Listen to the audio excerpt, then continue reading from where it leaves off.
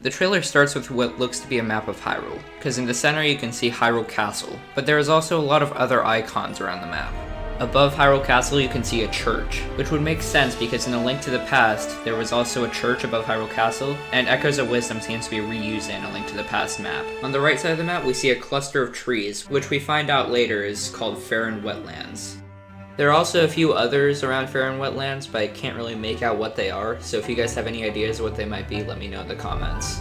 Down at the bottom left of the map, you can see this castle-looking icon. It kind of looks like it would be either a temple or maybe even Gerudo Fortress. But that's pretty much everything that's easy to make out on this map. A lot of the other icons are either too blurry or too small to make out. But again, if you guys have any ideas, please let me know in the comments.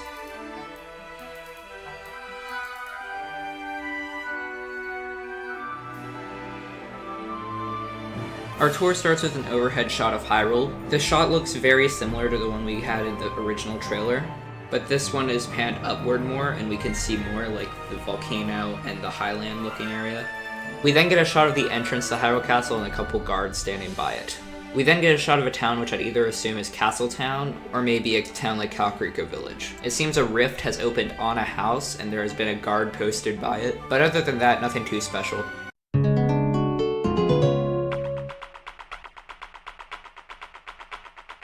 For the first time ever in a 2D Zelda, we finally get Gerudo Desert. We're shown a shot of what seems to be this game's Gerudo town. Nothing too special to note, although there seems to be inspiration taken from Breath of the Wild and Tears of the Kingdom's Gerudo town with the waterways on top of the roofs. Zelda appears to be in a cave in this next shot, and there's these cute little spider keese looking things, I don't know what they are, but Zelda summons an echo of a moblin to fight them. They then show this oasis looking area where Zelda summons an echo of a bed to sleep in. The area very much reminds me of Kara Kara Bazaar from Breath of the Wild and Tears of the Kingdom. As you can see vendors surrounding the pond in what seems to be an area you can go inside of in the back.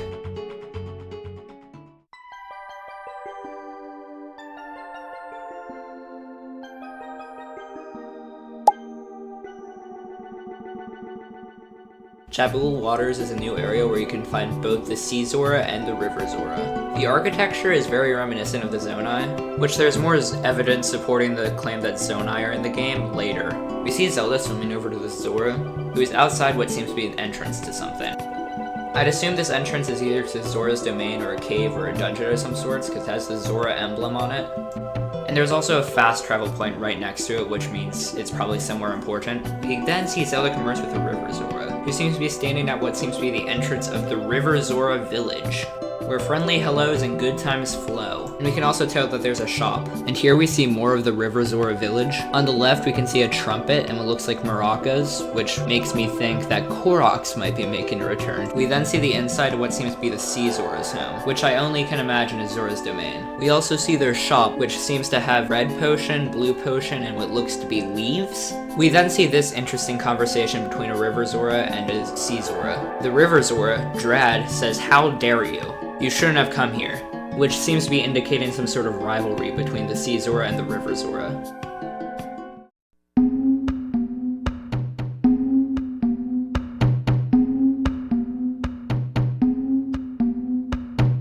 Our tour of Eldin Volcano starts with a shot of this. A climb to what I can assume is this game's Goron City. As you can see the shape of a Goron head on the top of the cliff. We then see this lava-filled area with a rift in the center, and there's a rock that's like halfway through in the rift. We then get a shot of a town which I can only assume is Kakariko Village, because Kakariko is found near the Eldin region. There's also a weird well in the center that's covered up by a trapdoor with a handle, maybe a dungeon in the future. This next scene actually proves my theory that Goron City is up here. You can tell it's the same because the face is the exact same expression as it was before. And we can tell it's Goron City because the Goron outside of it says, hi, Goron City is through here. We then see an interesting shot of a Goron outside of a rift talking about rock roast, which is every Goron's favorite food in Breath of the Wild and Tears of the Kingdom.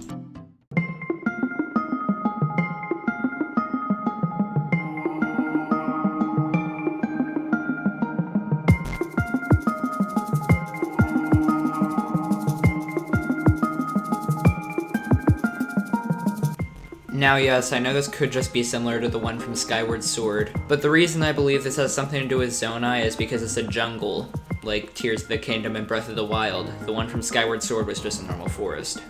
Although something contradicting that is that there's not much architecture that looks Zonai related. Anyways, the first shot worth noting is here. You can see 2 statues of the Deku Scrubs. Yes, Deku, not Deku. We then see Zelda walk up to a Deku Scrub that says, a visitor? I don't get many of those, since I'm kind of out of the way. We then see a couple shots of Deku Scrubs snacking on cotton candy that seems to be made out of spider webs.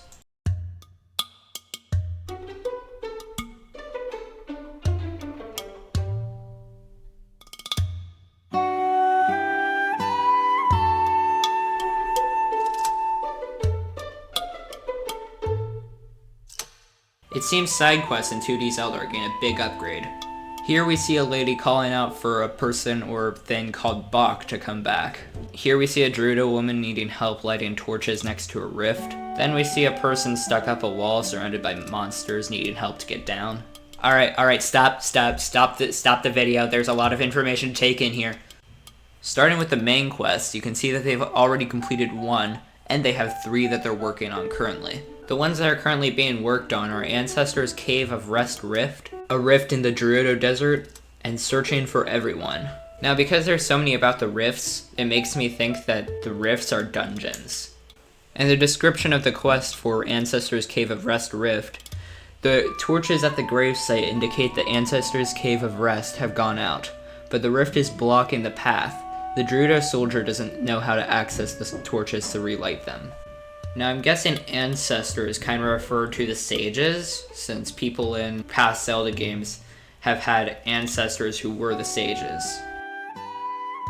Now for the side quest, we have Finding the Flying Plant, Up a Wall, Elusive Tumbleweeds, Tornado Ghost, Cuckoos on the Loose, and that's it.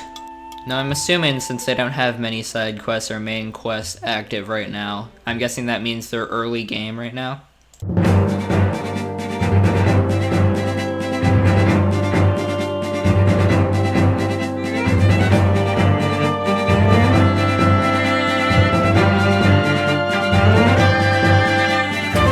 So the waypoints seem to be this game's version of teleportation.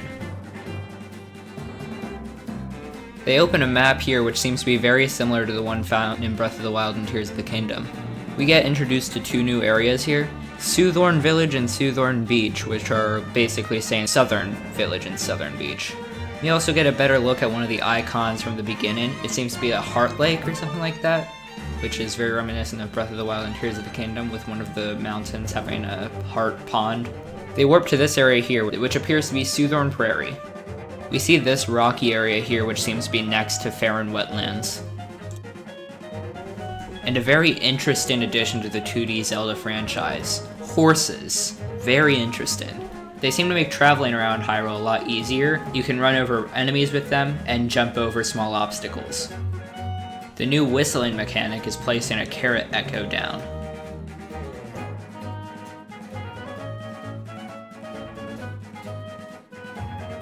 Another new thing added to this game is smoothies. It looks like you can walk up to a business scrub and make a smoothie using materials you gather. But hold up, we got new info on materials. Electro Apple. A juicy apple with a slight electric tingle.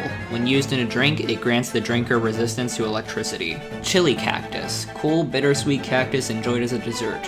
When used in a drink, it grants the drinker resistance to fire. Fresh Milk. Sweet and refreshing milk of the highest quality. When used in a drink, it boosts the healing effect to the drinker by a lot.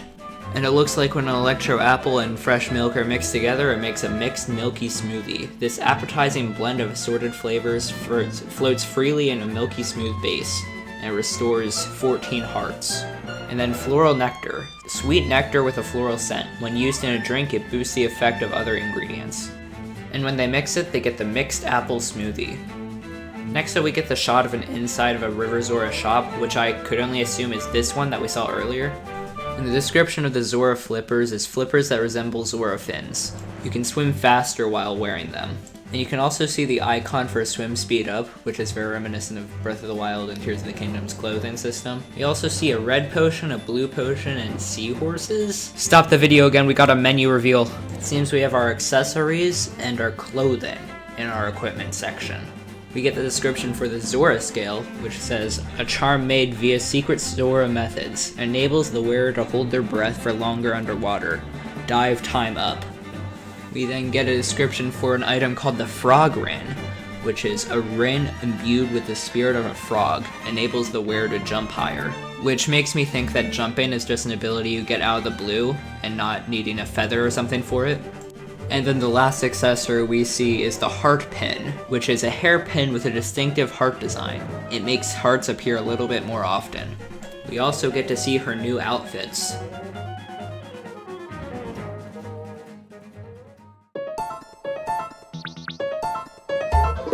We're introduced to a new ability called Bind, which, Zonai, anyone, Zonai, like this is literally Ultra Hand. But either way, she seems to be using this new ability called Bond in a dungeon. It also seems like you can use it to uncover chests. She also uses it to throw this Lizalfos off a cliff, which seems to be in the Eldin region. In this 2D section of what seems to be a dungeon, she can use Reverse Bond to follow an object's movement. She also used it, which this made me crack up, to literally fly. We see a rift opening on top of Hyrule Castle, which seems to be at the beginning of the game. Strange enemies of darkness appear out of nowhere. We see a dungeon half covered in this purple rift.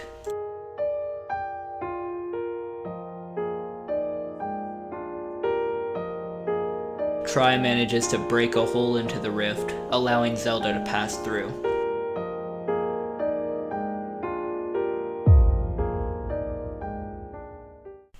But yeah, that's the whole trailer. I'm guessing there's a lot that I missed, but please let me know in the comments what you guys thought about my analysis and what I missed and what you guys think of just the trailer in general. I'm very much looking forward to this game. I'd love to hear what you guys think. But anyways, I'll see you guys in the next video. Goodbye.